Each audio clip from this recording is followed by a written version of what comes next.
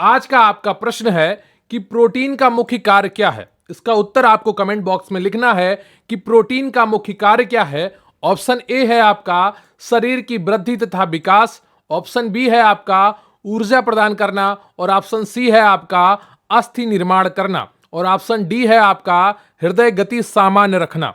तो बताइएगा कमेंट करके कि इसका उत्तर क्या है, कि प्रोटीन का मुख्य कार्य क्या है। एबीसीडी में कौन सा ऑप्शन आपका सही है, इसका उत्तर अभी कमेंट बॉक्स में लिखिए। वीडियो के लास्ट में मैं आपको इसका उत्तर बताऊंगा। तो आज का आपका प्रश्न है प्रोटीन का मुख्य कार्य क्या है। एबीसीडी में जो ऑप्शन सही हो उसका उत्तर कमेंट बॉक्स में जरूर लिखिएगा।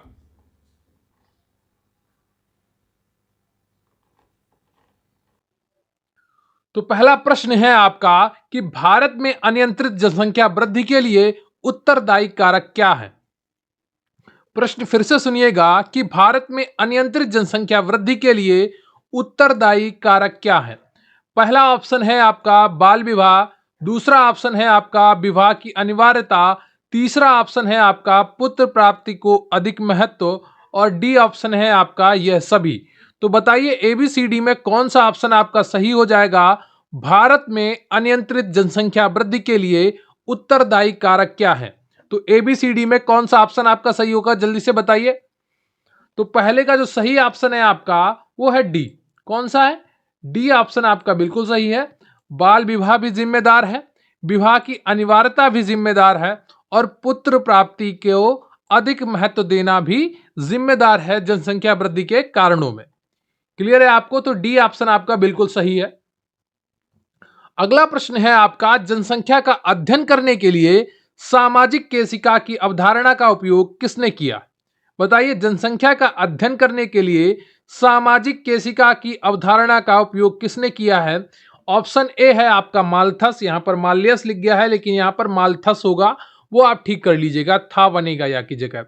और बी ऑप्शन है ए ड्यूमा, सी है आपका दुर्खिम, डी है कार्ल मार्क्स। तो एबीसीडी में कौन सा ऑप्शन आपका सही है। जनसंख्या का अध्ययन करने के लिए सामाजिक केशिका की अवधारणा का उपयोग किसने किया है। बताइए कौन सा ऑप्शन आपका सही होगा। तो दूसरे का जो सही ऑप्शन है आपका वो बी है। कौन सा सही है? बी ऑप्शन आपका बिल्कुल सही है, ए ड्यूमा ने किया है। क्लियर है आपको? बी ऑप्शन आपका बिल्कुल सही है। अगला प्रश्न है आपका निम्नलिखित में से कौन जनसंख्या की रचना करता है। बताइए निम्नलिखित में से कौन जनसंख्या की रचना करता है। ऑप्शन ए है आपका जन्म और मृत्यु दर, बी है आपका देशांतर की दिशा, और सी ऑप्शन है आपका लिंग अनुपात, डी ऑप्शन है आपका उपर्युक्त सभी। तो बताइए कौन सा ऑप्शन आपका सही हो जाएगा। प्रश्न है आपका निम्नलिखित में से कौन जनसंख्या की रचना करता है। तो बताइए कौन सा ऑप्शन आपका सही हो जाएगा। तो बताइए जल्दी से। इसमें जो सही ऑप्शन है आपका वो पहला तो सही है, ठीक है। दूसरे का दूसरा ऑप्शन भी सही है, देशांतर की दिशा भी प्रभाव डालती है, लिंग का अनुपात भी। तो डी ऑप्शन आपका बिल्कुल सही है तीसरे में। क्लियर है आपको? इसका तीसरे का डी ऑप्शन आपका बिल्कुल सही है। अगला प्रश्न है आपका निम्नलिखित में से कौन जनसंख्या के अनुकूलतम सिद्धांत का प्रवर्तक एवं समर्थक है। बताइए निम्नलिखित में से कौन जनसंख्या के अनुकूलतम सिद्धांत का प्रवर्तक एवं समर्थक है। ऑप्शन ए है आपका एडविन कैनन एंड रॉबिन्स, या option B Carl Sanders and Dalton, या ऑप्शन सी ए तथा बी दोनों, या ऑप्शन डी उपर्युक्त में से कोई नहीं। तो जल्दी से बताइए कौन सा ऑप्शन आपका सही हो जाएगा। निम्नलिखित में से कौन जनसंख्या के अनुकूलतम सिद्धांत का प्रवर्तक एवं समर्थक है। तो चौथे का जो सही ऑप्शन है आपका वो कौन सा है। सी ऑप्शन, ए तथा बी दोनों। क्लियर है आपको? सी ऑप्शन आपका बिल्कुल सही है चौथे का। तो Edwin Cannon Robinson, Carl Sanders एवं डाल्टन जनसंख्या के अनुकूलतम सिद्धांत के प्रवर्तक एवं समर्थक है। अगला प्रश्न है आपका जनसंख्या वृद्धि निर्धारित की जाती है, तो आपको बताना है कि किसके द्वारा, किन मानकों के द्वारा, किन आधार पर जनसंख्या वृद्धि निर्धारित की जाती है। ऑप्शन है आपके ए ऑप्शन जन्म दर के द्वारा, बी है मृत्यु दर के द्वारा, सी है आपका ऑप्शन देशांतर गमन के द्वारा, डी है आपका ऑप्शन उपर्युक्त सभी के द्वारा। तो बहुत ही आसान उत्तर होगा इसका अगर आपने पिछला प्रश्न सही से किया है, पिछले का पिछला। बताइए, जनसंख्या वृद्धि निर्धारित की जाती है जन्म दर द्वारा, मृत्यु दर द्वारा, देशांतर गमन द्वारा या उपर्युक्त सभी के द्वारा? तो पांचवें का जो सही ऑप्शन है आपका वो डी है, उपर्युक्त सभी के द्वारा। अगर आपने अभी तक वीडियो को लाइक नहीं किया है तो प्लीज वीडियो को लाइक कर लीजिए, और चैनल को सब्सक्राइब नहीं किया है तो प्लीज चैनल को सब्सक्राइब कर लीजिए। लगातार पढ़ते रहिए, निरंतरता बनाए रखिए, क्योंकि निरंतरता ही आपको सफलता दिलाएगी, इस भर्ती में आपका सिलेक्शन पक्का कराएगी। अगला प्रश्न है आपका, माल्थीसियन नियंत्रण को अन्यथा कहा जाता है। मतलब इसका प्रश्न का अर्थ है कि किस अन्य नाम से जाना जाता है माल्थीसियन नियंत्रण को? बताइए, निवारणात्मक नियंत्रण या सकारात्मक नियंत्रण या परिवार नियोजन से आगे या विकास सर्वोत्तम गर्भ निरोधक है? बताइए कौन सा ऑप्शन आपका बिल्कुल सही है। माल्थीसियन नियंत्रण को अन्यथा क्या कहा जाता है? बताइए। तो छठे का जो सही ऑप्शन है आपका वो बी है। कौन सा? बी, सकारात्मक नियंत्रण को। क्लियर है आपको? सकारात्मक नियंत्रण कहा जाता है। तो जनसंख्या सिद्धांत को माल्थस ने अपनी पुस्तक an essay of the principle of population में प्रस्तुत किया और कहा कि जनसंख्या में वृद्धि गुणोत्तर रूप में ज्यामितीय होती है, किंतु संसाधनों में वृद्धि अंगगणितीय रूप से अधिक नहीं होती है। अतः अनिवार्यता वास्तविक जनसंख्या वृद्धि को संसाधनों की अपर्याप्तता द्वारा नियंत्रित किया जा सकता है। देखिए, यह डिफिनीशन हो सकता है आपको कठिन लग रही हो, लेकिन जब आप एक दो बार पढ़ेंगे तो ये चीजें, इनमें से कुछ चीजें आपके दिमाग में बैठ जाएंगी, जिससे क्या होगा कि आप परीक्षा में ये प्रश्न सॉल्व कर पा रहे होंगे। तो पढ़ना जरूरी है ना? हर चीज रटी नहीं जा सकती, हर चीज समझी नहीं जा सकती, हर चीज की एक सीमा होती है। लेकिन हर चीज को जब बार बार पढ़ेंगे तो वो चीजें आसान हो जाएंगी, ये आप सदैव ध्यान रखिए। कोई भी चीज देखकर आप घबराइए नहीं। तो इस नियंत्रण के दो रूप में कार्य करता है। ये नियंत्रण कितने रूप में कार्य करता है? दो रूप में कार्य करता है। एक है आपका सकारात्मक नियंत्रण। इसमें बीमारी, भूख, बाढ़, अकाल, युद्ध आदि के कारण मृत्यु को सम्मिलित किया गया है। निरोधात्मक नियंत्रण क्या होता है? इसमें विलंब विवाह, ब्रह्मचर्य, परिवार नियोजन आदि साधनों का प्रयोग किया जाता है। क्लियर है आपको? तो ये चीजें आपको याद रखनी है। अगला प्रश्न है आपका, निम्नलिखित में से किस कारक के परिणाम स्वरूप जनसांख्यिकी खिड़की नहीं खुलती है? प्रश्न एक बार फिर से सुनिए, निम्नलिखित में से किस कारक के परिणाम स्वरूप जनसांख्यिकी खिड़की नहीं खुलती है? ए ऑप्शन है आपका अप्रवासन, बी है प्रजननता में लगातार कमी, सी है श्रम शक्ति में बच्चों का प्रवेश, या डी ऑप्शन जरा उग्र अवस्था में जीवन प्रत्याशा में सुधार का अभाव। तो एबीसीडी में कौन सा ऑप्शन आपका सही हो जाएगा? प्रश्न है आपका, निम्नलिखित में से किस कारक के परिणाम स्वरूप जनसंख्या की खिड़की नहीं खुलती है? बताइए कौन सा ऑप्शन आपका सही हो जाएगा।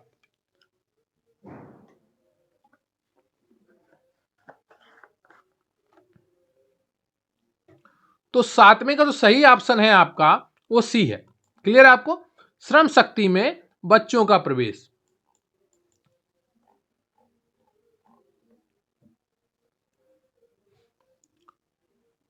अगला प्रश्न है आपका आठवां, जनसांख्यिकीय संक्रमण सिद्धांत के अनुसार जनसंख्या वृद्धि कितने स्तरों से गुजरती है? बताइए, 2 स्तरों से, या 4 स्तरों से, या 3 स्तरों से, या 5 स्तरों से? अगर आपको कोई भी प्रश्न कठिन लग रहा हो तो आपको बिल्कुल भी घबराने की जरूरत नहीं है। मैं हर एक टॉपिक का रिवीजन कराऊंगा, क्विक रिवीजन कराऊंगा, जिससे आपका एक एक प्रश्न बिल्कुल क्लियर हो जाएगा, क्रिस्टल क्लियर हो जाएगा। तो बिल्कुल भी घबराना नहीं है। आपको बस वीडियो लाइक करना है और चैनल को सब्सक्राइब करके रखना है। आपके एग्जाम की पूरी तैयारी हमारे चैनल पर आपको कराई जाएगी। अगर आप गरिमा बैच से जुड़ेंगे तो आपको कहीं ज्यादा फायदा होने वाला है। तो बताइए, जनसांख्यिकीय संक्रमण सिद्धांत के अनुसार जनसंख्या वृद्धि कितने स्तरों से गुजरती है? ऑप्शन ए 2 स्तरों से, बी 4 स्तरों से, सी 3 स्तरों से, डी 5 स्तरों से। बताइए आठवें का कौन सा ऑप्शन आपका सही हो जाएगा? डी ऑप्शन आपका बिल्कुल सही है, 5 स्तरों से होकर गुजरती है। क्लियर है आपको? अगला प्रश्न है आपका, जनसंख्या का निरपेक्ष सिद्धांत और जनसंख्या का सापेक्षिक सिद्धांत किनसे संबंधित है? बताइए। जनसंख्या का निरपेक्ष सिद्धांत और जनसंख्या का सापेक्षिक सिद्धांत किनसे संबंधित है? ऑप्शन ए है आपका माल्थस और के डेविस के द्वारा, या के डेविस और मूरे से, या माल्थस और के मार्क्स से, या ऑप्शन डी माल्थस और थॉमसन से। तो देखिए 3 नामों में माल्थस है ना, और एक नाम में माल्थस नहीं है, तो आप इससे अंदाजा लगा सकते हैं कि बी ऑप्शन तो इसमें हो ही नहीं सकता है ना। कौन सा ऑप्शन नहीं हो सकता? बी ऑप्शन आपका बिल्कुल भी नहीं हो सकता है, इन तीनों में से कोई एक होगा। तो वो तीसरा कौन सा सही ऑप्शन है आपका? 90 का सी ऑप्शन आपका बिल्कुल सही है, माल्थस और के मार्क्स। क्लियर है आपको? सी ऑप्शन आपका बिल्कुल सही है। अगला प्रश्न है आपका, जनसंख्या घनत्व के सिद्धांत से कौन संबंधित है? बताइए। माल्थस है, या सैडलर है, या स्पेंसर है, या दुर्खिम है? बताइए। यहां पर दुर्खिम होगा, दुखम नहीं होगा, दुर्खिम होगा। क्लियर है आपको? दुर्खिम आप नाम ये रट चुके होंगे, कई बार मैंने आपको पढ़ाया है। दुर्खिम होता है। क्लियर है आपको? क्या होता है? दुर्खिम होता है। क्लियर है आपको? तो यहां पर दुर्खिम होगा, इसको आप ध्यान रखिएगा, दुखम नहीं होगा। बताइए, जनसंख्या घनत्व के सिद्धांत से कौन संबंधित है? तो 10वें का जो सही ऑप्शन है आपका वो डी है, दुर्खिम ही संबंधित है। क्लियर है आपको? डी दुर्खिम संबंधित है। तो दुर्खिम के यहां पर देखिए सही नाम लिखा है, यही सही नाम है। दुर्खिम के अनुसार श्रम विभाजन का प्रत्यक्ष संपर्क जनसंख्या घनत्व से है। ठीक है, दुर्खिम के अनुसार क्या है? श्रम विभाजन का प्रत्यक्ष संपर्क जनसंख्या घनत्व से है। इसके अनुसार जनसंख्या का बढ़ना श्रम विभाजन के विकास का कारण बन जाता है। क्लियर है आपको? इसके अनुसार क्या होता है? जनसंख्या का बढ़ना श्रम विभाजन के विकास का कारण बन जाता है। देखिए अब आपका एग्जाम बहुत ही करीब आने वाला है, तो आपको अपनी पढ़ाई की जो गुणवत्ता है उसको बढ़ाना पड़ेगा, क्योंकि अभी आप जैसे तैसे पढ़ रहे थे, मन होता तो पढ़ लेते थे, लेकिन अब आपको चीजें कंठस्थ करनी चाहिए। तो उसी के अनुसार आप अपनी पढ़ाई में कुछ बदलाव लाइएगा जरूर। क्लियर है आपको? जनसंख्या का जैविकीय सिद्धांत किससे संबंधित है? बताइए। स्पेंसर से, या माल्थस से, या ड्यूमा से, या डेविस से? बताइए। मैं आपको बीच बीच में मूल मंत्र देता रहूंगा ताकि आप अपनी पढ़ाई को और निखार सकें।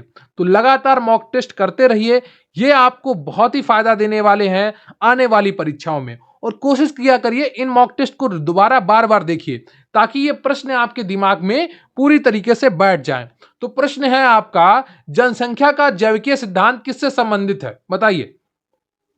स्पेंसर से है, या माल्थस से है, या ड्यूमा से है, या डेविस से है? तो बताइए।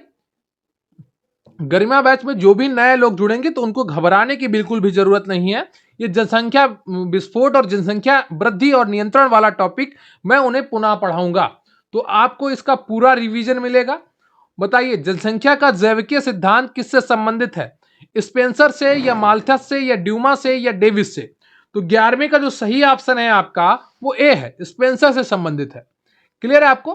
किससे संबंधित है? स्पेंसर से संबंधित है। ए ऑप्शन आपका बिल्कुल सही है। प्रसिद्ध दार्शनिक और समाजशास्त्री हर्बर्ट स्पेंसर ने अपनी पुस्तक द प्रिंसिपल्स ऑफ बायोलॉजी में जनसंख्या जैविक सिद्धांत का प्रतिपादन किया है। क्लियर आपको? किसमें किया है? कौन सी किताब में? द प्रिंसिपल ऑफ बायोलॉजी में जनसंख्या के जैविक सिद्धांत का प्रतिपादन किसने किया है? हर्बर्ट स्पेंसर ने। क्लियर है आपको? आपका अगला प्रश्न है, भारतीय प्रसंग में मलिन बस्ती की जनसंख्या में वृद्धि यह बताती है। बताइए क्या बताती है? भारतीय प्रसंग में मलिन बस्ती की जनसंख्या में वृद्धि यह बताती है, क्या बताती है? ग्रामीण गरीबी का विस्तार, या ग्रामीण संपन्नता का विस्तार, या शहरी संपन्नता का विस्तार, या उपरोक्त में से कोई नहीं? बताइए एबीसीडी में कौन सा ऑप्शन आपका बिल्कुल सही है? भारतीय प्रसंग में मलिन बस्ती की जनसंख्या में वृद्धि यह बताती है। बताइए क्या बताती है? 12वें का कौन सा ऑप्शन आपका सही हो जाएगा? जल्दी से बताइए। तो 12वें का जो ऑप्शन आपका सही है वो ए है, ग्रामीण गरीबी का स्तर। क्लियर है आपको? ए ऑप्शन आपका बिल्कुल सही है। अगला प्रश्न है आपका, भारत में जनसंख्या शिक्षा में निम्न में किस पर ध्यान केंद्रित नहीं किया गया है? बताइए। भारत में जनसंख्या शिक्षा में निम्न में किस पर ध्यान केंद्रित नहीं किया गया है? ऑप्शन ए है आपका शहरीकरण और पर्यावरण संबंधी समस्याओं के प्रति जागरूकता पैदा करना, या ऑप्शन बी आपका जनसंख्या गतिकी पर जागरूकता विकसित करना, या ऑप्शन सी जनसंख्या नियंत्रण के लिए मुख्य उपाय तैयार करना, या ऑप्शन डी जनसंख्या नीति के संबंध में ज्ञान सृजन करना। तो बताइए एबीसीडी में कौन सा ऑप्शन आपका सही हो जाएगा? भारत में जनसंख्या शिक्षा में निम्न में से किस पर ध्यान केंद्रित नहीं किया गया है? बताइए 13वें का कौन सा ऑप्शन आपका सही है? 13वें का जो सही ऑप्शन है आपका वो ए है। क्लियर है आपको? शहरीकरण और पर्यावरण संबंधी समस्याओं के प्रति जागरूकता पैदा करना, इस पर नहीं केंद्रित किया गया है। अगला प्रश्न है आपका, स्थायी जनसंख्या संरचना के लिए निम्नलिखित में से एक प्रक्रिया का चयन करें। तो स्थायी जनसंख्या संरचना के लिए निम्नलिखित में से एक प्रक्रिया का चयन करना है आपका। ऑप्शन ए है आपका स्थिर जन्म दर और मृत्यु दर, मतलब दोनों चीजें स्थिर हैं, या बढ़ती हुई जन्म दर और बढ़ती हुई मृत्यु दर, अर्थात कि दोनों चीजें बढ़ रही हैं, या घटती हुई जन्म दर और बढ़ती हुई मृत्यु दर, मतलब जन्म दर तो घट रही है पर मृत्यु दर बढ़ रही है, या ऑप्शन डी स्थिर जन्म दर और घटती हुई मृत्यु दर। बताइए इनमें से कौन सा ऑप्शन आपका सही हो जाएगा? स्थायी जनसंख्या संरचना के लिए निम्नलिखित में से एक प्रक्रिया का चयन करें। तो जिसमें जनसंख्या स्थायी रहेगी उस प्रक्रिया का चयन करना है आपको। बताइए। तो 14वें का जो सही ऑप्शन है आपका वो ए है। कौन सा? ए ऑप्शन आपका सही है, स्थिर जन्म दर और मृत्यु दर। क्लियर है आपको? ए ऑप्शन आपका बिल्कुल सही है। उत्प्रवास संबंधित है। बताइए उत्प्रवास किससे संबंधित है? 15वां प्रश्न है आपका, ए ऑप्शन जनसंख्या से, बी ग्रामों से, सी नगरों से, डी उपयुक्त सभी से। तो बताइए एबीसीडी में कौन सा ऑप्शन आपका सही है? उत्प्रवास किससे संबंधित है? देखिए उत्प्रवास क्या होता है? अपने देश से बाहर दूसरे देश में जाकर बसने की क्रिया या पद्धति क्या कहलाती है? उत्प्रवास कहलाती है। तो इसका कौन सा ऑप्शन आपका सही हो जाएगा? अब तो आप सही बता रहे होंगे, ए ऑप्शन सही होगा। ठीक है, 15वें का कौन सा ऑप्शन आपका सही हो जाएगा? ए ऑप्शन बिल्कुल सही है। अगर आपने अभी तक वीडियो को लाइक नहीं किया है तो प्लीज वीडियो को लाइक कर लीजिए और चैनल को सब्सक्राइब कर लीजिए। भाई इतना तो किया करिए, काफी मेहनत लगती है आपके लिए मेहनत करने में, है ना? तो मेहनत आप भी करते रहिए क्योंकि आपकी परीक्षा बहुत ही नजदीक है, किसी भी दिन आपकी डेट आ सकती है। अगला प्रश्न है आपका 16वां, अंतरराष्ट्रीय स्तर पर कौन सी संस्था भारत को जननांकिकी के अध्ययन हेतु सहायता प्रदान करती है? बताइए अंतरराष्ट्रीय स्तर पर कौन सी संस्था भारत को जननांकिकी के अध्ययन हेतु सहायता प्रदान कर रही है? ऑप्शन ए है आपका विश्व स्वास्थ्य संगठन, बी है अंतरराष्ट्रीय बाल आपात कोष, सी है आपका यूनेस्को, और डी है ए और बी दोनों। तो बताइए एबीसीडी में कौन सा ऑप्शन आपका सही है? अंतरराष्ट्रीय स्तर पर कौन सी संस्था भारत को जननांकिकी के अध्ययन हेतु सहायता प्रदान कर रही है? बताइए एबीसीडी में कौन सा ऑप्शन आपका सही है? बताइए 16वें का कौन सा ऑप्शन आपका सही होगा? तो 16वें का जो सही ऑप्शन है आपका वो ए भी सही है, वो बी भी सही है। तो इसका अर्थ हुआ कि डी ऑप्शन आपका बिल्कुल सही हो जाएगा। ए और बी दोनों, विश्व स्वास्थ्य संगठन और अंतरराष्ट्रीय बाल आपात कोष दोनों सहायता प्रदान कर रहे हैं। ठीक है, अगला प्रश्न है आपका, निम्नलिखित में से किसने जनसंख्या घनत्व को विभाजन से संबद्ध बताया है? बताइए निम्नलिखित में से किसने जनसंख्या को विभाजन से संबद्ध बताया है? जनसंख्या घनत्व को विभाजन से संबद्ध बताया, बताइए। ऑप्शन ए हर्बर्ट स्पेंसर, या बी एडम स्मिथ, या सी दुर्खीम, या डी मैक्स वीवर। तो बताइए एबीसीडी में कौन सा ऑप्शन आपका सही हो जाएगा? जल्दी से बताइए। हाँ, 17 का सी ऑप्शन आपका बिल्कुल सही है, बिल्कुल सही है। जनसंख्या घनत्व को विभाजन से संबद्ध किसने बताया है? दुर्खिम ने। क्लियर है आपको? दुर्खिम का मत था कि प्राचीन समाज में श्रम विभाजन स्पष्ट नहीं था और समाज सरल था, सामाजिक आवश्यकताएं भी कम थीं, इससे समाज के अंगों के कार्य सीमित थे।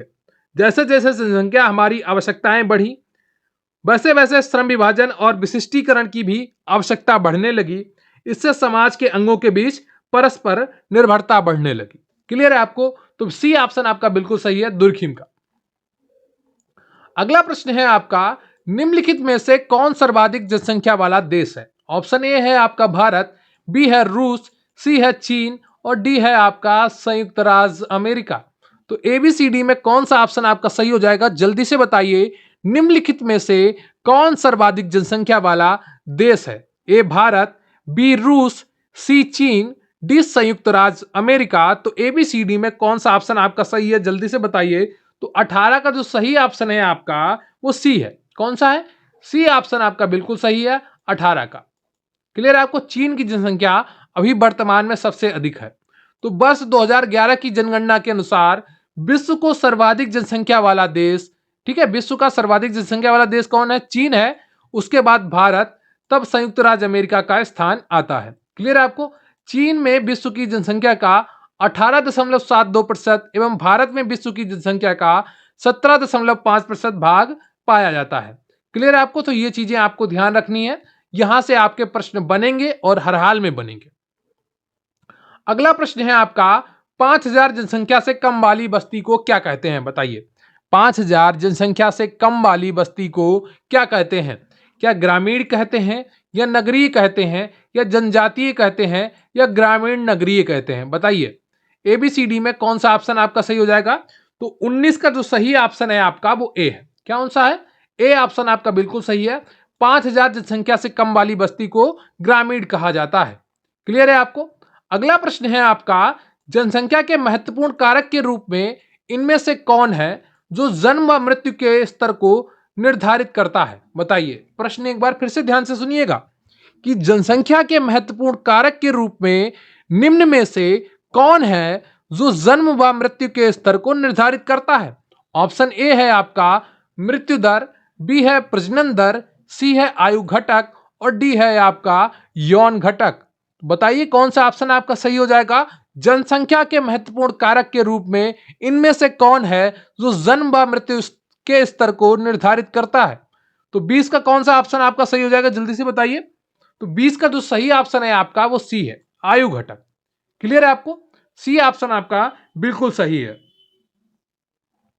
तो अगला प्रश्न है आपका, भारतीय जनसंख्या को 6 व्यापक प्रजातीय समूह में किसने वर्गीकृत किया है? बताइए। ऑप्शन है आपके ए रीजले, बी है बीएस गुहा और सी है आपका क्रोबर और डी है उपयुक्त सभी। तो बताइए एबीसीडी में कौन सा ऑप्शन आपका सही हो जाएगा?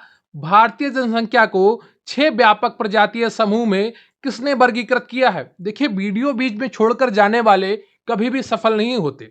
तो अगर आपको सफलता की चाहत है, आपने सपना देखा है इस भर्ती में अपना स्थान पक्का करने का, तो मन से बैठा करिए और पूरा वीडियो अंत तक देखा करिए, है ना? तो बताइए कौन सा ऑप्शन आपका सही हो जाएगा 21 का? तो 21 का जो सही ऑप्शन है आपका वो बी है, ठीक है, बीएस गुहा। बी ऑप्शन आपका बिल्कुल सही है। बीएस गुहा ने क्या किया है कि भारतीय जनसंख्या को 6 व्यापक प्रजातीय समूह में उन्होंने वर्गीकृत किया है।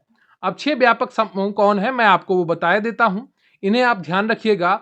एक तो निग्रेटो है, दूसरा है आद्य ऑस्ट्रेलाइड, तीसरा है मंगोलाइड और फिर चौथा है आपका पूर्व मंगोलाइड, फिर पांचवा है आपका पश्चिमी चौड़े सिर वाली प्रजातियां और छठा है आपका नार्डिक प्रजाति।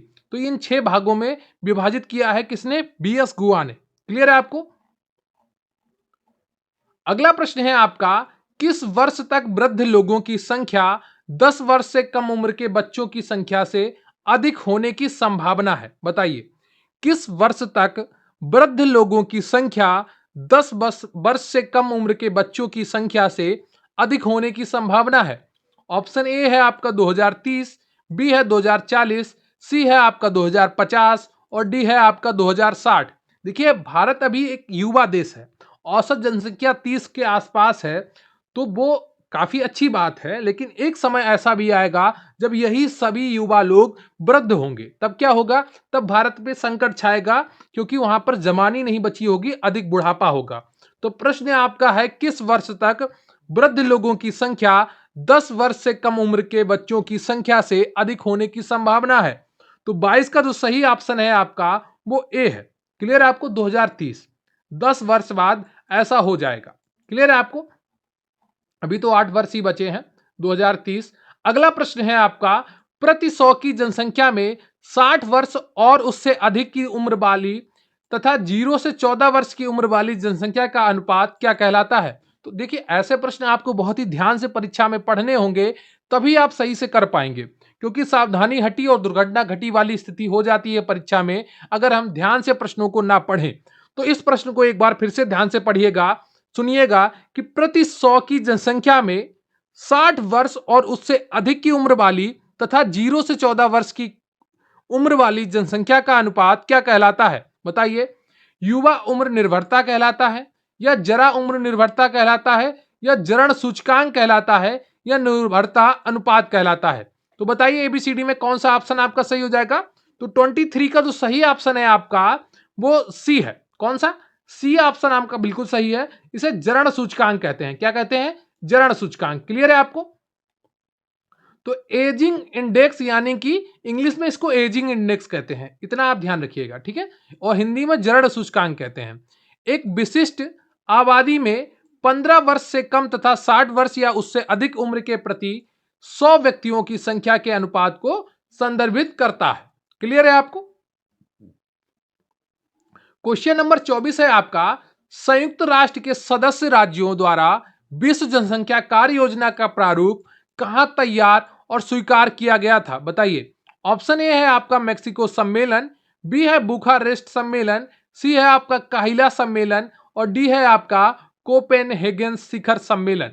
तो बताइए कौन सा ऑप्शन आपका सही हो जाएगा? संयुक्त राष्ट्र के सदस्य राज्यों द्वारा विश्व जनसंख्या कार्य योजना का प्रारूप कहां तैयार और स्वीकार किया गया था? बताइए कौन सा ऑप्शन आपका सही हो जाएगा? तो 24 का जो सही ऑप्शन है आपका वो बी है। कौन सा? बी ऑप्शन आपका बिल्कुल सही है, बुखारेस्ट सम्मेलन। क्लियर है आपको? बी ऑप्शन आपका बिल्कुल सही है। तो तीसरे विश्व जनसंख्या सम्मेलन 19 से 30 अगस्त 1974 में हुआ था। यह बुखारेस्ट रोमानिया में आयोजित हुआ था। क्लियर है आपको?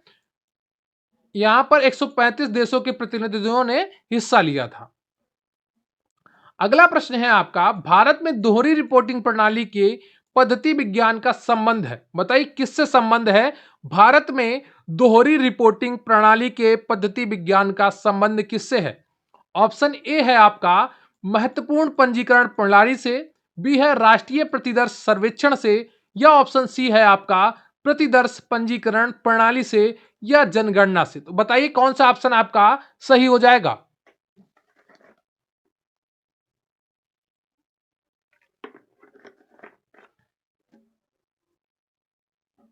तो 25 का कौन सा ऑप्शन आपका सही होगा? 25 का सी ऑप्शन आपका बिल्कुल सही होगा, प्रतिदर्श पंजीकरण प्रणाली से। क्लियर है आपको? सी ऑप्शन आपका बिल्कुल सही है। तो भारत में दोहरी रिपोर्टिंग प्रणाली की पद्धति विज्ञान का संबंध प्रतिदर्श पंजीकरण प्रणाली से है। इसको शॉर्ट में एसआरएस भी कहते हैं। क्लियर है आपको?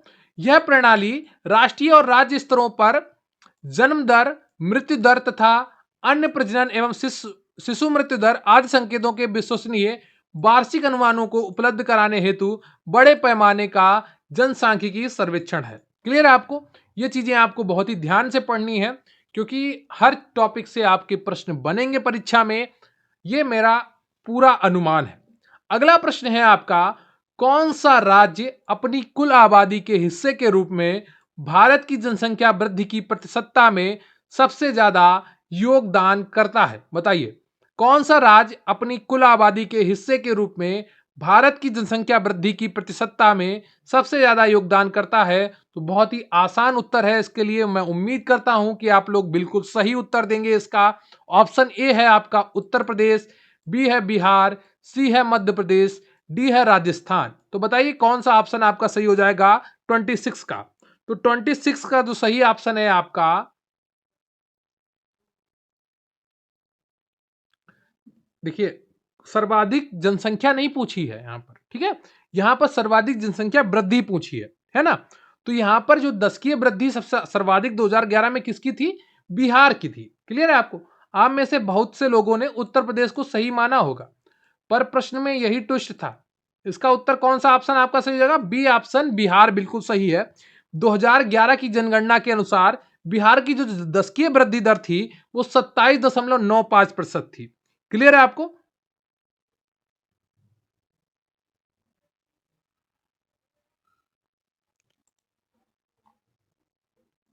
ठीक है, तो इन ऑप्शनों के अनुसार बिहार है, लेकिन जो सर्वाधिक दशकीय वृद्धि दर थी वो मेघालय की थी। ठीक है, आप ये ध्यान रखिएगा, जो ये ऑप्शन दिए गए हैं इसमें बिहार है ना।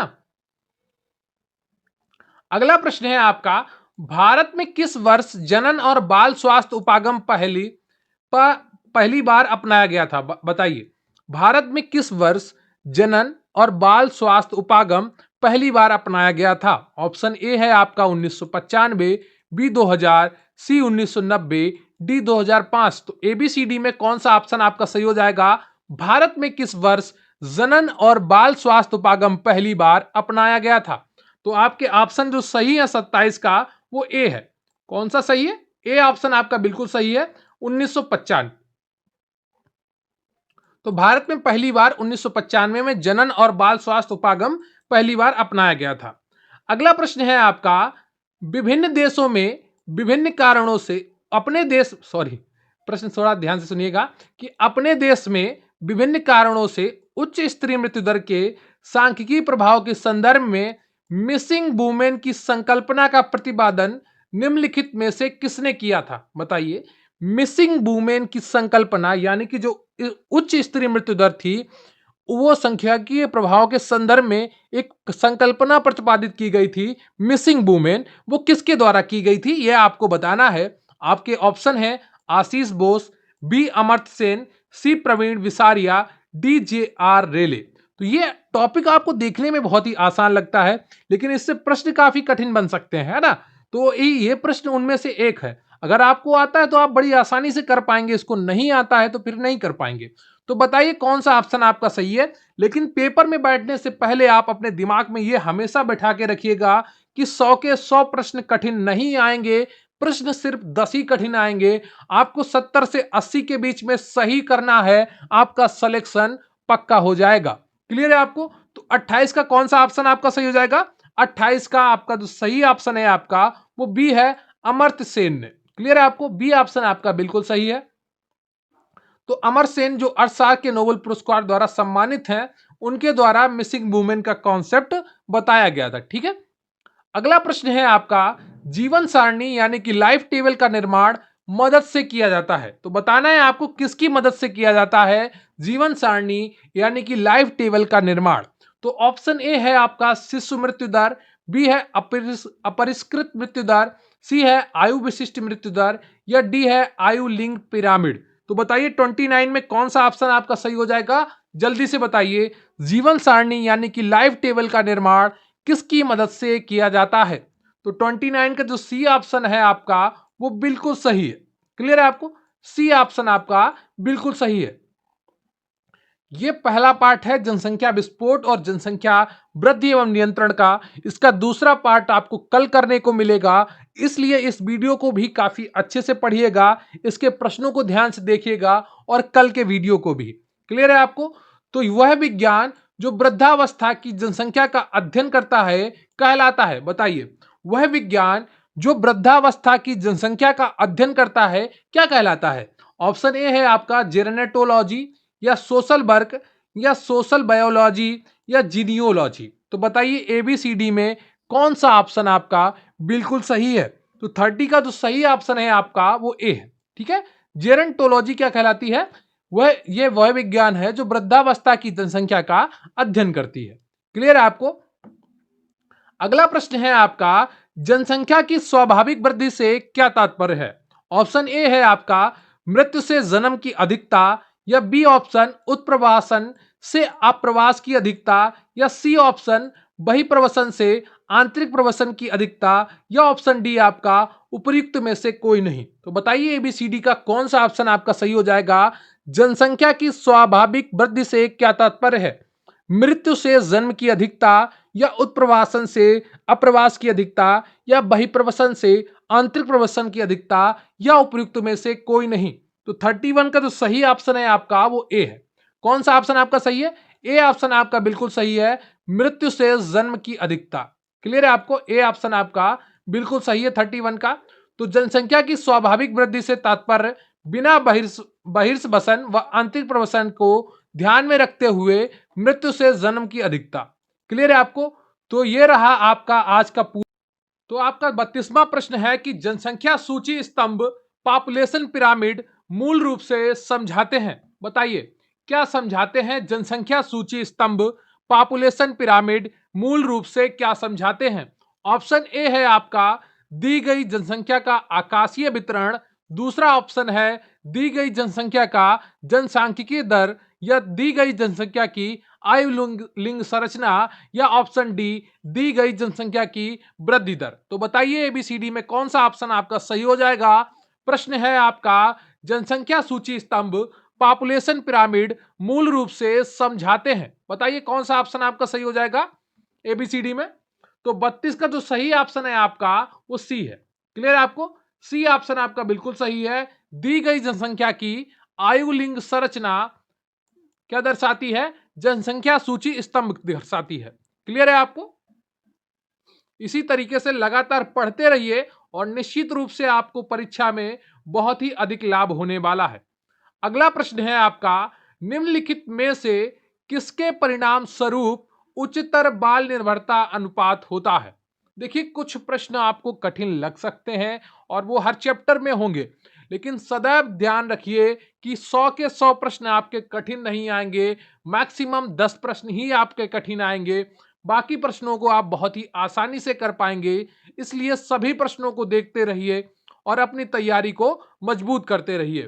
प्रश्न है आपका निम्नलिखित में से किसके परिणाम स्वरूप उच्चतर बाल निर्भरता अनुपात होता है? ऑप्शन ए है आपका जन्म के समय बढ़ती हुई आयु संभाविता, या ऑप्शन बी है आपका बाल श्रमिकों का उच्चतर समानुपात, या ऑप्शन सी है आपका उच्चतर प्रजनन दर, या ऑप्शन डी है आपका प्रौढ़ व्यक्तियों का स्थानांतरण। तो बताइए एबीसीडी में कौन सा ऑप्शन आपका सही है? निम्नलिखित में से किसके परिणाम स्वरूप उच्चतर बाल निर्भरता अनुपात होता है? तो 33 का कौन सा ऑप्शन आपका सही हो जाएगा? 33 का सी ऑप्शन आपका सही है, उच्चतर प्रजनन दर। क्लियर आपको? सी ऑप्शन आपका बिल्कुल सही है। अगला प्रश्न है आपका भारत में स्त्री जाति दर के कम होने का कारण निम्नलिखित में से कौन सा नहीं है? बताइए भारत में स्त्री जाति दर के कम होने का कारण निम्नलिखित में से कौन सा नहीं है? ऑप्शन ए है आपका लिंग भूमिका का रूढ़ हो जाना तथा परंपरागत भूमिका पर अपेक्षाएं, या ऑप्शन बी दहेज प्रथा तथा व्यापक असाक्षरता, या ऑप्शन सी ग्रामीण क्षेत्रों से शहरी क्षेत्रों में महिला कार्यबल का प्रवर्जन, या ऑप्शन डी लिंग चयनित गर्भपात। तो बताइए एबीसीडी में कौन सा ऑप्शन आपका सही है? भारत में स्त्री जाति दर के कम होने का कारण निम्नलिखित में से कौन सा नहीं है? बताइए एबीसीडी का कौन सा ऑप्शन आपका सही हो जाएगा 34 का? तो 34 का जो सही ऑप्शन है आपका वो सी है। क्लियर है आपको? सी ऑप्शन आपका बिल्कुल सही है। ग्रामीण क्षेत्रों से शहरी क्षेत्रों में महिला का कार्यबल का प्रवर्जन भारत में स्त्री जाति दर के कम होने का कारण ठीक है, ठीक है, ये नहीं है। क्लियर है आपको? ये बिल्कुल भी नहीं है। अगला प्रश्न है आपका 35 भारत ने किस वर्ष में जनसंख्या की समस्या को पहचाना तथा परिवार नियोजन के लिए सरकारी राष्ट्रीय कार्यक्रम अपनाया? बताइए बहुत ही आसान उत्तर होगा, कई बार आपने इस प्रश्न को देखा होगा और किया होगा।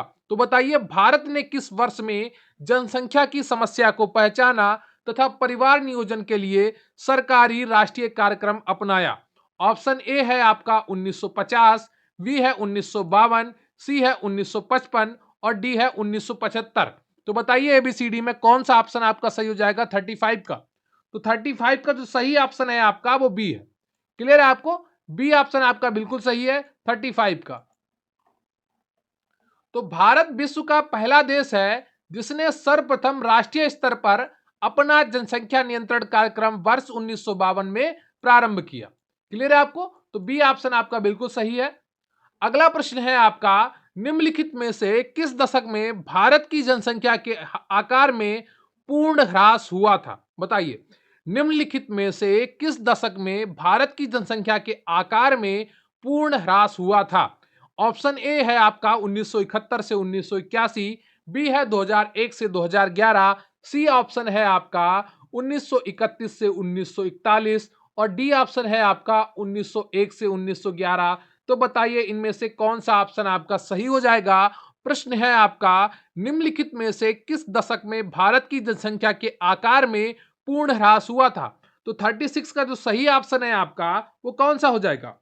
तो 36 का जो सही ऑप्शन है आपका वो डी है। क्लियर है आपको? डी ऑप्शन आपका बिल्कुल सही है, 1901 से 1911। क्लियर है आपको?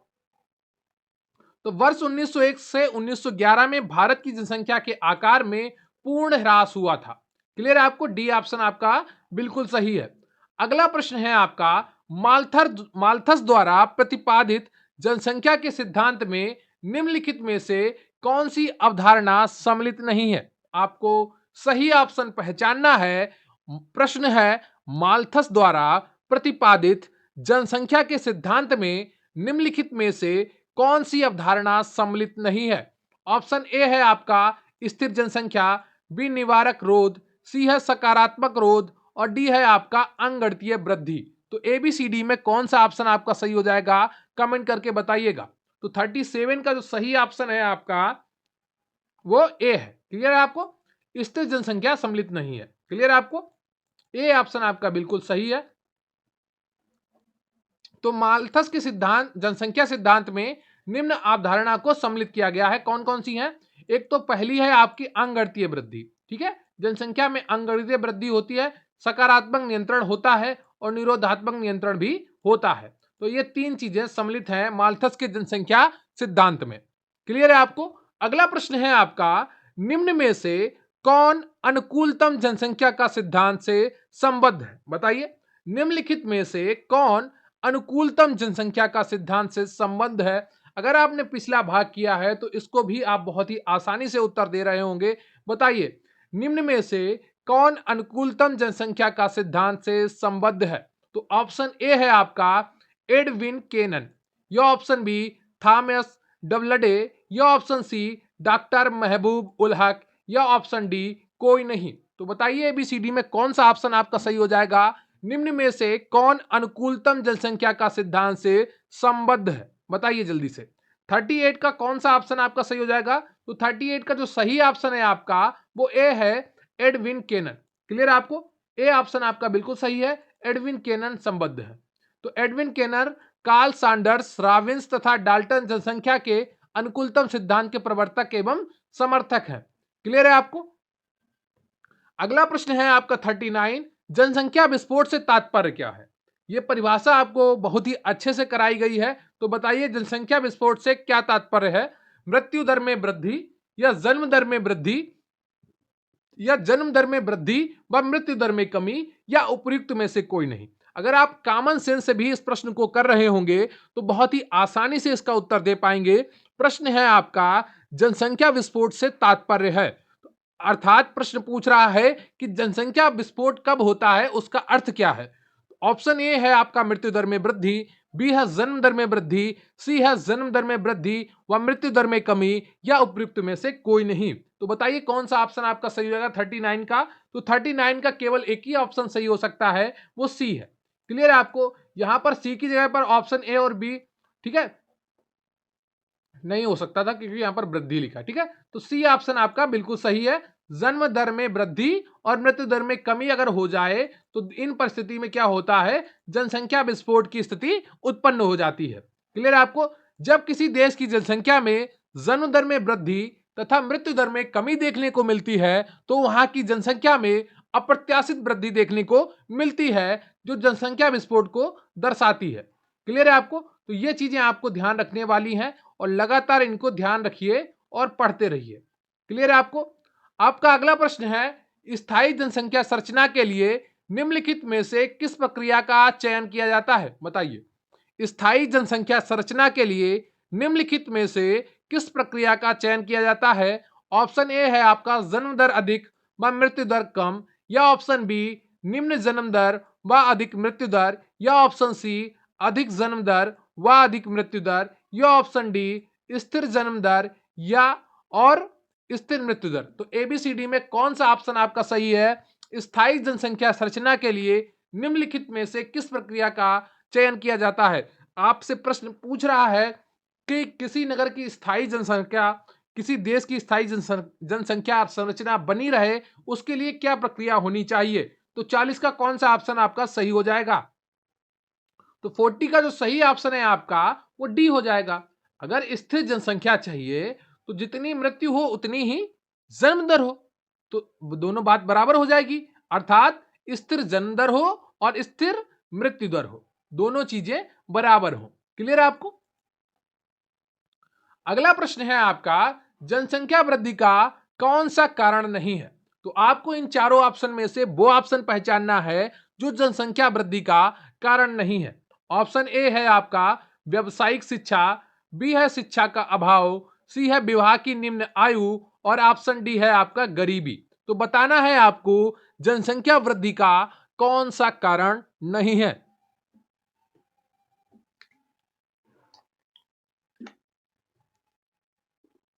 तो 41 का कौन सा ऑप्शन सही हो जाएगा, जल्दी से बताइए। तो 41 का जो सही ऑप्शन है आपका वो ए है। क्लियर है आपको? व्यवसायिक शिक्षा जनसंख्या वृद्धि का कारण नहीं हो सकती है। क्लियर है आपको? ये जनसंख्या को रोकने का कारण है। क्लियर है आपको? तो जनसंख्या वृद्धि के निम्न कारण हैं, कौन कौन से हैं? शिक्षा का अभाव, समाज में बढ़ती गरीबी, विवाह की निम्न आयु, बाल विवाह का होना, परिवार नियोजन के प्रति धार्मिक मनोवृत्ति। क्लियर है आपको? तो ये जनसंख्या वृद्धि के कारण है। क्लियर है आपको?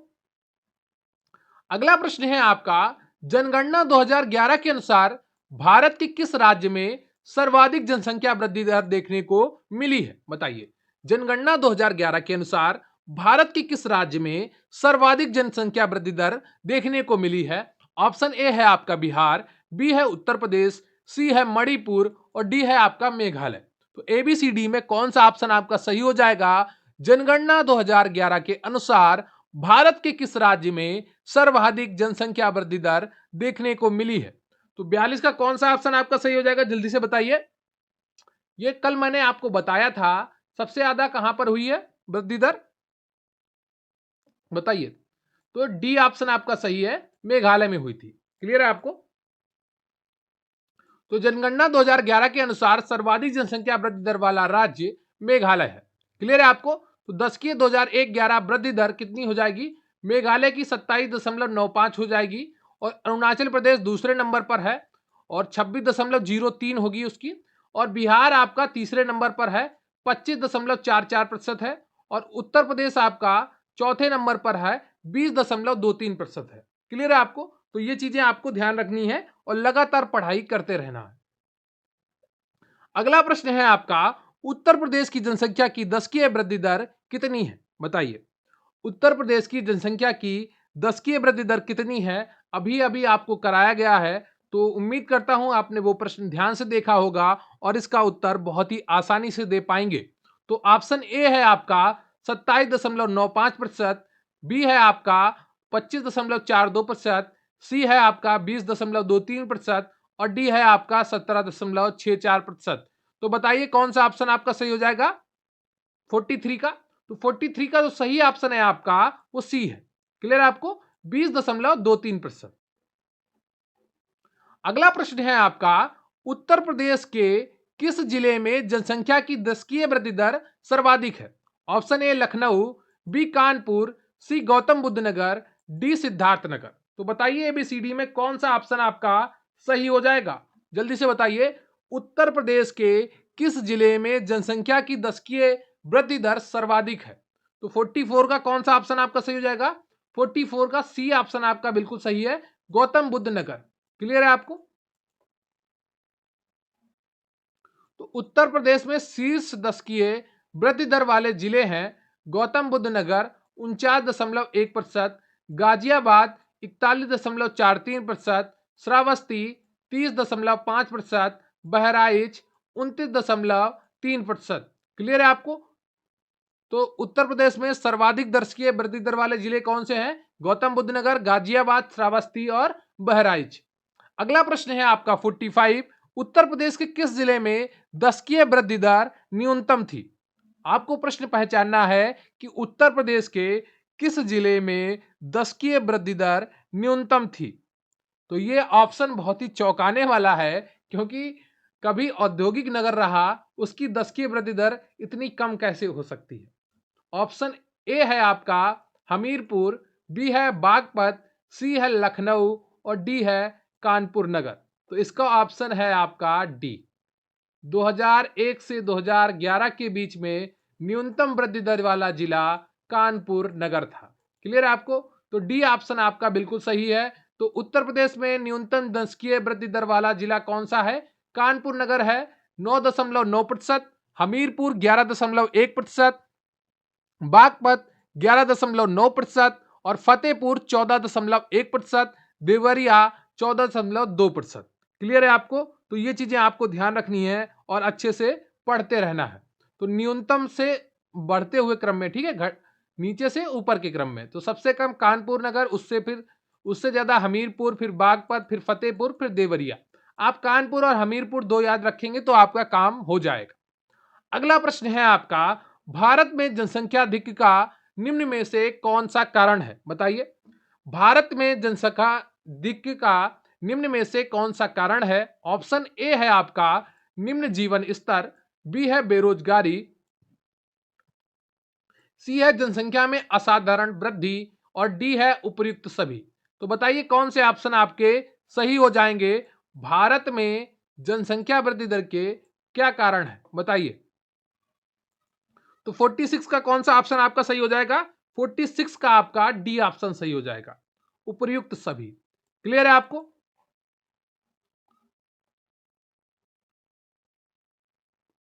अगला क्वेश्चन है 48। उत्तर प्रदेश के किस जिले में सर्वाधिक लिंगानुपात पाया जाता है? बताइए।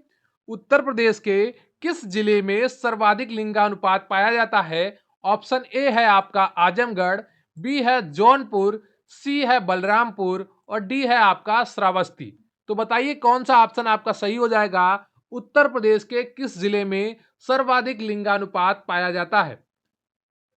देखिए, इन प्रश्नों को एक बार जरूर रिवाइज किया करिए। प्रश्न कुछ इसी तरीके के आएंगे आपकी परीक्षा में। आपका सिलेबस नया है, आपका परीक्षा पैटर्न बिल्कुल नया होगा। किस तरह के प्रश्न आएंगे अभी तक किसी को नहीं पता है, लेकिन फिर भी एक अनुमान है कि इसी तरीके के प्रश्न बन सकते हैं आपके सिलेबस से। तो इन प्रश्नों को अवश्य देखते रहिए और थ्योरी को जरूर मजबूत करिए अपना। थ्योरी वाला जो सेक्शन है आपको, उसे बहुत मजबूत करके जाइए ताकि कोई भी प्रश्न हो आए आपको, आप उसे कर सकें। अपने आप पर कॉन्फिडेंस बनाकर रखिए। जितना आपके अंदर कॉन्फिडेंस अपने प्रति जागेगा, उतना ही ज्यादा आपको मजा पढ़ाई करने में आएगा, तैयारी करने में आएगा।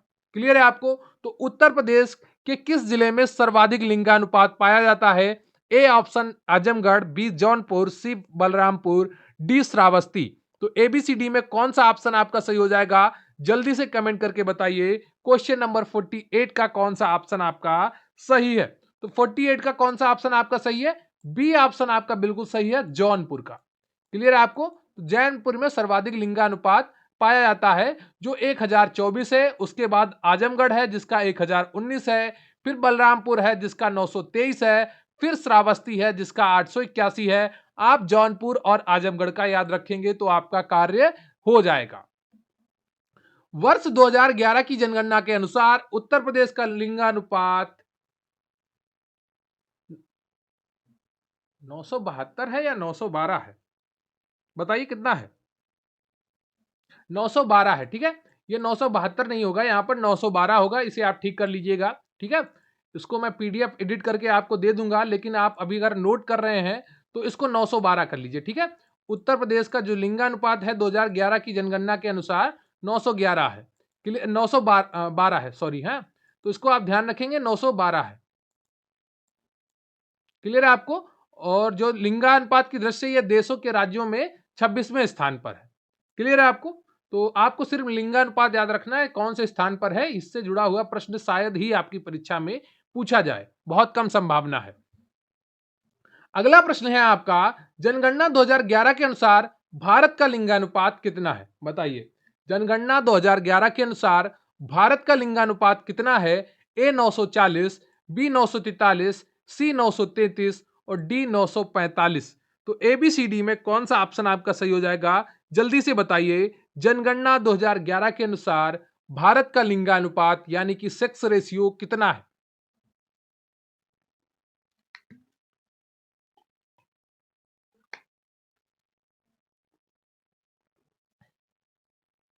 49 का कौन सा ऑप्शन आपका सही है?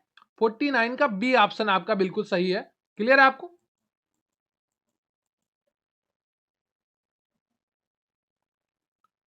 अगला प्रश्न है आपका, जनगणना 2011 के अनुसार भारत के किस राज्य में जनसंख्या घनत्व सर्वाधिक है? बताइए।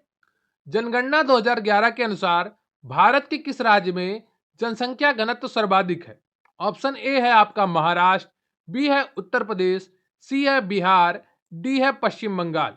तो एबीसीडी में कौन सा ऑप्शन आपका सही है? जनगणना 2011 के अनुसार भारत के किस राज्य में जनसंख्या घनत्व सर्वाधिक है? बताइए कौन सा ऑप्शन आपका सही हो जाएगा 50 का? तो 50 का जो सही ऑप्शन है आपका वो सी है, बिहार। क्लियर है आपको? सी ऑप्शन आपका बिल्कुल सही है। तो जनगणना 2011 के अनुसार भारत का जनसंख्या घनत्व 382 है। शीर्ष जनसंख्या घनत्व वाले राज्य कौन से हैं? बिहार 1106, पश्चिम बंगाल 1028, उत्तर प्रदेश 829, महाराष्ट्र 365। क्लियर है आपको? तो ये चीजें आपको ध्यान रखनी है। अगला प्रश्न है आपका, जनगणना किस विषय सूची के अंतर्गत आता है? ऑप्शन ए है आपका संघ सूची, बी राज्य सूची, सी समवर्ती सूची और डी उपर्युक्त सभी। तो एबीसीडी में कौन सा ऑप्शन आपका सही हो जाएगा? जनगणना किस विषय सूची के अंतर्गत आता है? ऑप्शन ए है आपका संघ सूची, बी है राज्य सूची, सी है समवर्ती सूची और डी है आपका उपर्युक्त सभी। तो 51 का कौन सा ऑप्शन आपका सही हो जाएगा? 51 का आपका ए ऑप्शन बिल्कुल सही है। क्लियर है आपको? ए ऑप्शन आपका बिल्कुल सही है, संघ सूची के अंतर्गत आता है, लेकिन जो जनसंख्या है वो राज्य सूची के अंतर्गत आता है। ठीक है, तो ये चीजें आपको ध्यान रखना है। जनगणना अलग चीज है और जनसंख्या अलग चीज है।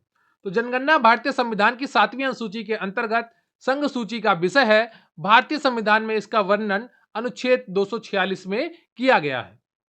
अगला प्रश्न है आपका, भारत की प्रथम नियमित जनगणना किस वायसराय के कार्यकाल में कराई गई? बताइए। भारत की प्रथम नियमित जनगणना किस वायसराय के कार्यकाल में कराई गई? ऑप्शन ए है आपका लॉर्ड डलहौजी, बी है लॉर्ड मेयो, सी है लॉर्ड कॉर्नवालिस और डी है लॉर्ड रिपन। तो एबीसीडी में कौन सा ऑप्शन आपका सही है? जल्दी से बताइए। भारत की प्रथम नियमित जनगणना किस वायसराय के कार्यकाल में कराई गई? बताइए कौन सा ऑप्शन आपका सही है? तो 52 का कौन सा ऑप्शन आपका सही हो जाएगा? बताइए। डी ऑप्शन आपका बिल्कुल सही है, लॉर्ड रिपन के कार्यकाल में कराई गई। क्लियर है आपको? तो ब्रिटिश भारत की पहली नियमित जनगणना वर्ष 1887 ईस्वी में लॉर्ड रिपन के शासनकाल में कराई गई, जबकि ब्रिटिश भारत में पहली बार जनगणना वर्ष 1872 ईस्वी में लॉर्ड मेयो के कार्यकाल में कराई गई। क्लियर है आपको? अगला प्रश्न है आपका, जनगणना शब्द का उल्लेख सर्वप्रथम किस में मिलता है? ऑप्शन ए है आपका आईने अकबरी, बी है तबकात ए नासिरी, सी है आपका मुद्रा राक्षस और डी है आपका कोई नहीं। तो बताइए एबीसीडी में कौन सा ऑप्शन आपका सही हो जाएगा? जनगणना शब्द का उल्लेख सर्वप्रथम किस में मिलता है? ऑप्शन ए है आपका आईने अकबरी, बी है तबकात ए नासिरी, सी है मुद्रा राक्षस और डी है आपका कोई नहीं। तो एबीसीडी में कौन सा ऑप्शन आपका सही है? जल्दी से बताइए 53 का। तो 53 का जो सही ऑप्शन है आपका वो ए है। क्लियर है आपको? आईने अकबरी में मिलता है। तो जनगणना शब्द का सर्वप्रथम उल्लेख अबुल फजल द्वारा रचित आईने अकबरी में दिया गया है या किया गया है। क्लियर है आपको? तो ऑप्शन ए बिल्कुल सही है। अगला प्रश्न है आपका, किसी नगरीय जनसंख्या को किस रूप से परिभाषित किया गया है? नगरीय जनसंख्या को किस रूप से परिभाषित किया गया है? और ग्रामीण जनसंख्या नगरीय जनसंख्या का ठीक उल्टा होती है। तो बताइए एबीसीडी में कौन सा ऑप्शन आपका सही हो जाएगा? तो 54 का कौन सा ऑप्शन आपका सही हो जाएगा? जल्दी से बताइए। क्या न्यूनतम जनसंख्या 5,000 हो, ऐसा है? बिल्कुल, ए ऑप्शन सही है।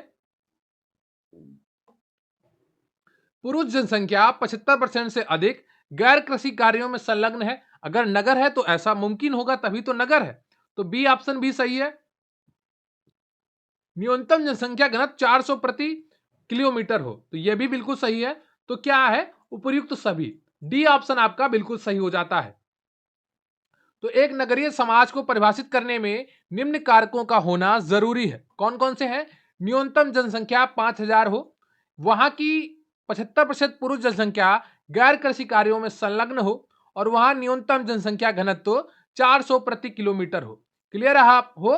तो अगर आपने अभी तक वीडियो को लाइक नहीं किया है तो प्लीज वीडियो को लाइक कर लीजिए और चैनल पर नए हैं तो चैनल को सब्सक्राइब कर लीजिए। आपको लगातार इसी तरीके के अच्छे क्वालिटी के प्रश्न मिलेंगे हमारे चैनल पर और आपकी तैयारी बहुत ही महत्वपूर्ण तरीके से मजबूत होने वाली है। अगर आपने मुख्य सेविका भर्ती में अपना स्थान पक्का करने का सपना देखा है तो हमारे चैनल से जरूर जुड़े रहिए। निश्चित रूप से आपका 101% फायदा होगा। क्लियर है आपको? डेली एक एक टॉपिक का रिवीजन करिए, उसको तैयार करिए। वो किताब से करें या अपने नोट से करें या मेरा वीडियो देखकर करें, पर पढ़ें जरूर। क्लियर है आपको? तो अगला जो आपका प्रश्न है वह है कि वह परिभाषित शब्द जो जनसंख्या, संसाधन और पर्यावरण से संबंधित है सामान्यतः किस रूप में जाना जाता है? बताइए। वह परिभाषित शब्द जो जनसंख्या, संसाधन और पर्यावरण से संबंधित है सामान्यतः किस रूप में जाना जाता है? बताइए। अनियमित विकास या सतत विकास या जनसंख्या विस्फोट या जननांकीय संक्रमण। तो कई बार अपने प्रधानमंत्री नरेंद्र मोदी जी भी इस शब्द का जिक्र करते हैं अपने भाषणों में जब भी वो विदेशी धरती पर भाषण देने जाते हैं। तो बताइए कौन सा ऑप्शन आपका सही होगा 55 का? तो 55 का जो सही ऑप्शन है आपका वो बी है, सतत विकास यानी कि सस्टेनेबल डेवलपमेंट। ठीक है, इंग्लिश शब्द मुझे याद नहीं आ रहा क्या है, सतत विकास होता है। ठीक है आपको।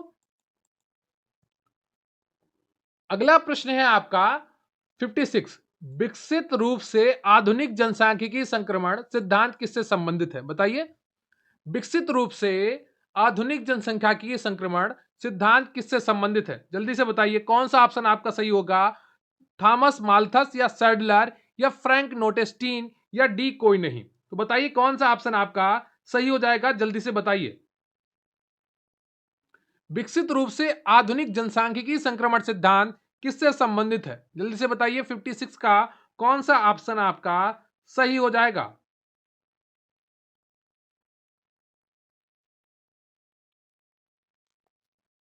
बताइए। ए बी सी डी में कौन सा ऑप्शन आपका सही है? तो 56 का जो सही ऑप्शन है आपका वो सी है, फ्रैंक नोटेस्टीन। क्लियर है आपको? तो इसको इंग्लिश में कहते हैं सस्टेनेबल डेवलपमेंट। ठीक है, सतत विकास को इंग्लिश में क्या कहते हैं? Sustainable development. क्लियर है आपको?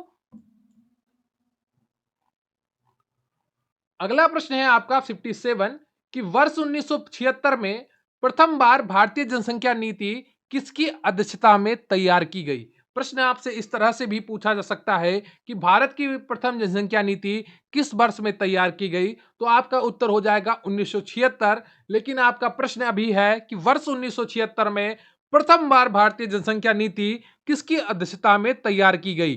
तो ये दोनों बातें आपको पता होनी चाहिए। ऑप्शन ए है आपका डॉक्टर एम स्वामीनाथन, बी है डॉक्टर मनमोहन सिंह, सी है डॉक्टर करण सिंह और डी है आपका कोई नहीं। तो एबीसीडी में कौन सा ऑप्शन आपका सही हो जाएगा 57 में?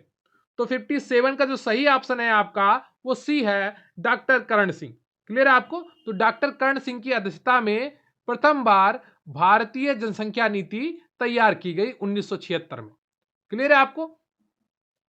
अगला प्रश्न है आपका राष्ट्रीय स्वास्थ्य नीति 2017 के अनुसार जन स्वास्थ्य व्यय पर जीडीपी का कितना प्रतिशत खर्च करने का लक्ष्य रखा गया है?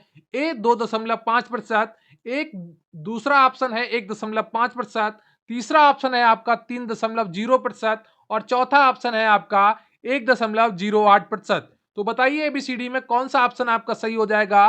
राष्ट्रीय स्वास्थ्य नीति 2017 के अनुसार जन स्वास्थ्य व्यय पर जीडीपी का कितना प्रतिशत खर्च करने का लक्ष्य रखा गया है? तो बताइए कौन सा ऑप्शन आपका सही है 58 का? तो 58 का जो सही ऑप्शन है आपका वो ए है। क्लियर है आपको? 2.5% मोस्ट इंपॉर्टेंट क्वेश्चन है, इसे रट्टा मार के जाइएगा, आपको अपनी परीक्षा में लिखा हुआ मिलेगा। अगला प्रश्न है आपका जनसंख्या वृद्धि के स्वरूप को एक दीर्घ कालावधि में घटित क्रमिक परिवर्तन को कहते हैं। तो बताइए क्या कहते हैं? जनसंख्या वृद्धि के स्वरूप को एक दीर्घ कालावधि में घटित क्रमिक परिवर्तन को कहते हैं। क्या कहते हैं? जननांकीय रूपांतरण कहते हैं या जनसंख्या विस्फोट कहते हैं या जननांकीय संक्रमण कहते हैं या जननांकीय गत्यात्मकता कहते हैं? बताइए कौन सा ऑप्शन आपका सही हो जाएगा? जनसंख्या वृद्धि के स्वरूप को एक दीर्घ कालावधि के घटित क्रमिक परिवर्तन को कहते हैं, क्या कहते हैं बताइए। तो 59 का कौन सा ऑप्शन आपका सही हो जाएगा? 59 का सी ऑप्शन आपका सही है, जननांकीय संक्रमण कहते हैं। क्लियर है आपको? अगला प्रश्न है आपका, जननांकीय लाभांश के लिए के पूर्ण लाभ को प्राप्त करने के लिए भारत को क्या करना चाहिए? तो जननांकीय लाभांश के पूर्ण लाभ को प्राप्त करने के लिए भारत को क्या करना चाहिए? अब आप सोच रहे होंगे जननांकीय लाभांश क्या होता है, वो मैं आपको अगले प्रश्न में बताऊंगा। बताइए। ऑप्शन ए है शिशु मृत्यु दर में कमी, बी है उच्च शिक्षा का निजीकरण, सी ऑप्शन है कुशलता विकास का प्रोत्साहन, डी है कोई नहीं। तो 60 का कौन सा ऑप्शन आपका सही हो जाएगा? 60 का सी ऑप्शन आपका सही है, कुशलता विकास का प्रोत्साहन यानी कि स्किल डेवलपमेंट। क्लियर है आपको? जो पीएम मोदी आपका बार बार स्किल डेवलपमेंट कहते हैं, वो वही है कि जो जननांकीय लाभांश है ये कैसी आयु होती है, ये आपको अगले प्रश्न में क्लियर हो जाएगा। अगला प्रश्न है आपकी, भारत की गिनती जननांकीय लाभांश वाले देशों के रूप में की जाती है, ऐसा इसलिए है क्योंकि, बताइए ऐसा क्यों है? यहां 65 वर्ष से अधिक आयु वर्ग की जनसंख्या अधिक है, या यहां 15 वर्ष से कम आयु वर्ग की जनसंख्या अधिक है, या यहां 15 से 64 वर्ष की आयु वर्ग की जनसंख्या अधिक है, या डी कोई नहीं। तो एबीसीडी में कौन सा ऑप्शन आपका सही है? भारत की गिनती जननांकीय लाभांश वाले देशों के रूप में की जाती है, ऐसा इसलिए है क्योंकि, बताइए क्यों है? तो 61 का कौन सा ऑप्शन आपका सही हो जाएगा? सी। क्लियर है आपको? यहां 15 से 64 वर्ष आयु वर्ग की जनसंख्या अधिक है। क्लियर है आपको? तो भारत की गिनती जननांकीय लाभांश के रूप में की जाती है क्योंकि यहां की 15 से 64 वर्ष आयु वर्ग की जनसंख्या अधिक है। क्लियर है आपको? सी ऑप्शन आपका बिल्कुल सही है। तो अगला प्रश्न है आपका, स्वतंत्र भारत की प्रथम सामाजिक, आर्थिक तथा जातीय जनगणना कब कराई गई? ऑप्शन ए है आपका वर्ष 1981 में, बी है आपका वर्ष 2001 में, सी है आपका वर्ष 1971 में, और डी है आपका वर्ष 2011 में। तो एबीसीडी का कौन सा ऑप्शन आपका सही हो जाएगा?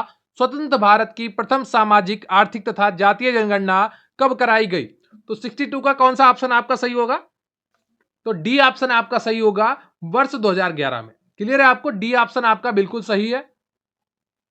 तो स्वतंत्र भारत की प्रथम सामाजिक, आर्थिक तथा जातीय जनगणना वर्ष 2011 में कराई गई। इससे संबंधित आंकड़े 3 जुलाई 2015 को जारी किए गए। अगला प्रश्न है आपका, भारत में नगरीकरण से क्या होता है? बताइए। जन्म दर का कम होना और मृत्यु दर का अधिक होना, या जन्म दर व मृत्यु दर दोनों में कमी, या जन्म दर व मृत्यु दर दोनों में वृद्धि, या कोई नहीं। बताइए भारत में नगरीकरण से क्या हुआ है, यह आपको पहचानना है क्वेश्चन नंबर 63 में। तो 63 का जो सही ऑप्शन है आपका, जन्म दर व मृत्यु दर दोनों में कमी आई है। ऑप्शन बी बिल्कुल सही है। जन्म दर में कमी इसलिए आई है क्योंकि औद्योगिकरण हुआ है, लोगों पास काम बढ़ गया है और समय कम बचा है। और मृत्यु दर में कमी इसलिए आई है कि स्वास्थ्य सुविधाएं बढ़ गई हैं। क्लियर है आपको? तो बी ऑप्शन आपका बिल्कुल सही है।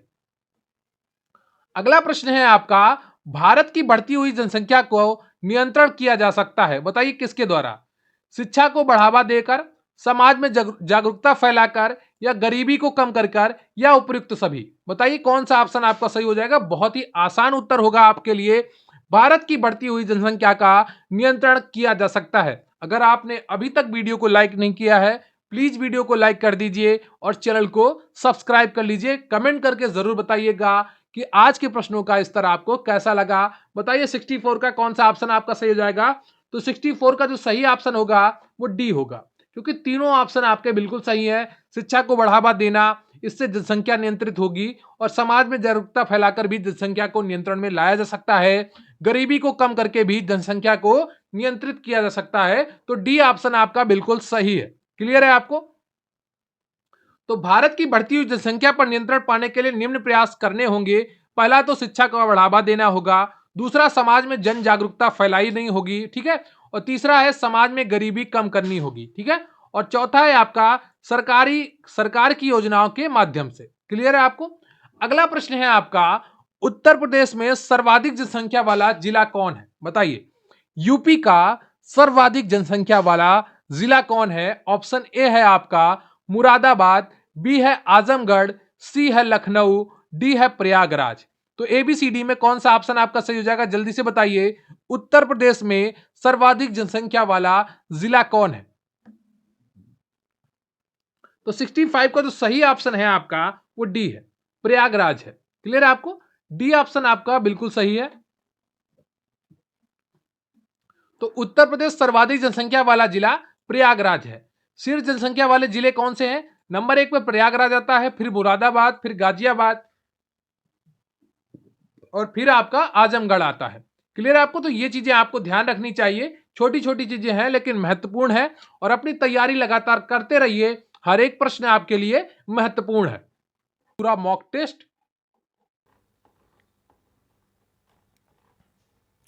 तो जो आज का आपका प्रश्न था, प्रोटीन का मुख्य कार्य क्या है, उसका उत्तर क्या है? ऑप्शन ए था आपका शरीर की वृद्धि तथा विकास, ऑप्शन बी है आपका ऊर्जा प्रदान करना, ऑप्शन सी है आपका अस्थि निर्माण करना, ऑप्शन डी है आपका हृदय गति सामान्य रखना। तो प्रोटीन का जो मुख्य कार्य है शरीर की वृद्धि तथा विकास करना। क्लियर आपको? ए ऑप्शन आपका यहां पर बिल्कुल सही हो जाता है। प्रोटीन तब ऊर्जा भी का कार्य करता है, ऊर्जा में भी योगदान देता है जब कार्बोहाइड्रेट और वसा नहीं होते हैं शरीर में, लेकिन शरीर की वृद्धि तथा विकास इसका मुख्य कार्य है, इसे आप ध्यान रखिएगा। क्लियर है आपको? तो ए ऑप्शन आपका बिल्कुल सही हो जाता है। प्रोटीन का मुख्य कार्य क्या है? शरीर की वृद्धि तथा विकास। तो प्रोटीन का मुख्य कार्य क्या है? शरीर की वृद्धि तथा विकास करना। क्लियर है आपको? तो ये रहा आपका जनसंख्या विस्फोट और जनसंख्या वृद्धि के एमसीक्यू का महा रिवीजन। उम्मीद करता हूं आपको पूरी क्लास पसंद आई होगी और आपने एक एक प्रश्न बहुत ही ईमानदारी के साथ किया होगा। कमेंट करके जरूर बताइएगा कि आपके टोटल कितने प्रश्न सही हुए और क्या आपको ये क्लास पढ़कर मजा आया। जितनी ज्यादा हो सके उतना रिवीजन करते रहिए, अपने आप पर भरोसा बनाकर रखिए, अपनी मेहनत पर भरोसा बनाकर रखिए और जितनी मेहनत हो सके वो करते रहिए। देखिए शॉर्ट लिस्टिंग तो आ ही जाएगी, उसको आना ही तय है, उसका आना तय है, लेकिन आपके पास समय कितना बचा है एग्जाम के लिए, आपके पास क्या क्या काम आ जाएंगे वो अभी तय नहीं है। तो जो चीज तय है उसकी चिंता मत करिए, लेकिन अपने समय को यूटिलाइज करिए, एक एक चीज पर फोकस करिए, एक एक चैप्टर को बारीकी से पढ़िए और जितना जो आपके पास सिलेबस है उसको कंप्लीट करिए।